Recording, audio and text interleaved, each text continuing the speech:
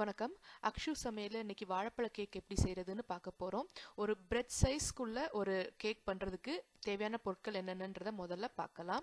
150 gram மைதா மாவு, 200 gram சர்க்கரை அதாவது சீனி, 2 பெரிய சைஸ் முட்டை, அது போக 1 டேபிள் ஸ்பூன் வனிலா பவுடர் கிட்டத்தட்ட 8 கிராம், 3 கிராம் சோடா உப்பு 3ல 1 டீஸ்பூன் கிட்டத்தட்ட, 100 மில்லி எண்ணெய், கனோலா ஆயிலோ வெஜிடபிள் ஆயிலோ சன்ஃப்ளவர் ஆயிலோ ஏதாவது ஒரு ரீஃபைண்ட் ஆயில், 300 கிராம் வாழைப்பழம். இதில் முக்கியமாக நம்ம பார்க்க வேண்டியது இந்த ரெசிபிக்கு நல்ல பழுத்த வாழைப்பழம் வேணும். லேசா காயாவோ லேசா பழுத்த பழமோ இதுக்கு சரி வராது. முதல்ல நான் பழத்தை உரிச்சு ஒரு பெரிய பாத்திரத்தில் எடுத்து அதை நல்லா மசிச்சுக்க போகிறேன்.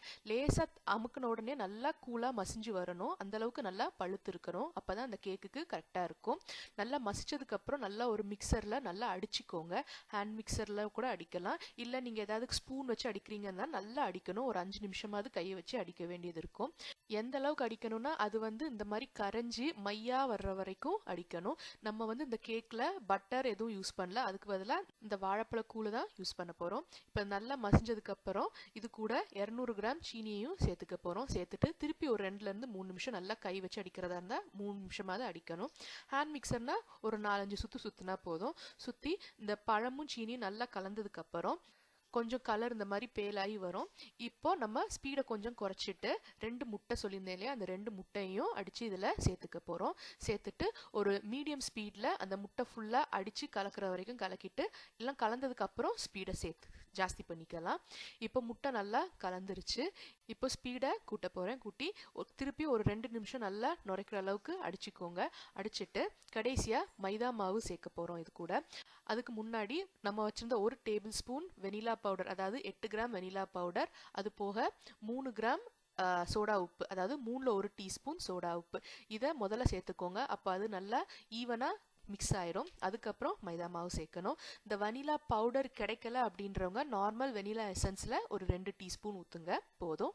கடைசியாக நான் சொன்ன 150 கிராம் மைதா மாவு இதையும் சேர்த்து ஒரு மீடியம் ஸ்பீடில் எல்லாம் நல்லா கலந்து வர்ற வரைக்கும் அடிச்சுக்கோங்க. இப்போ மாவு நல்லா கலந்து எல்லாம் ஸ்ப்ரெட் ஆயிடுச்சு. கடைசியாக நான் சொன்ன 100 மில்லி எண்ணெய் ரீஃபைண்ட் ஆயில் சேர்க்கணும். உங்கள் வீட்டில் நீங்கள் எது யூஸ் பண்ணுறீங்களோ சன்ஃப்ளவர் ஆயிலோ கனலா ஆயிலோ வெஜிடபிள் ஆயிலோ எந்த ரீஃபைண்ட் ஆயில் இருக்கோ யூஸ் பண்ணுங்கள். யூஸ் பண்ணி கூட 1 நிமிஷம் அந்த எண்ணெய் நல்லா மிக்ஸ் ஆகிற அளவுக்கு அடிச்சுட்டு இறக்குனீங்கன்னா வாழைப்பழ கேக் மிக்சர் தயார். ஒரு பிரெட் டின்ல பேக்கிங் பேப்பர் போட்டு வச்சுருக்கேன். இதில் நம்ம தயார் பண்ணி வச்சுருக்கிற அந்த கேக் மிக்ஸை போட்டு மேலாப்பில் விருப்பப்பட்டால் கொஞ்சம் உடச்ச கேஷ்யூநட் முந்திரி பருப்பையும் சேர்த்து அவனில் ஒரு 150லேருந்து 160 டிகிரியில் மெயின்டைன் பண்ணி ஒரு 45 மினிட்ஸ் 45 நிமிஷத்துலேருந்து 55 நிமிஷம் வரைக்கும் தேவைப்படும். ஏன்னா இது கொஞ்சம் ஸ்லோவாக தான் குக் ஆகும் ஈரமாக இருக்கிறதுனால.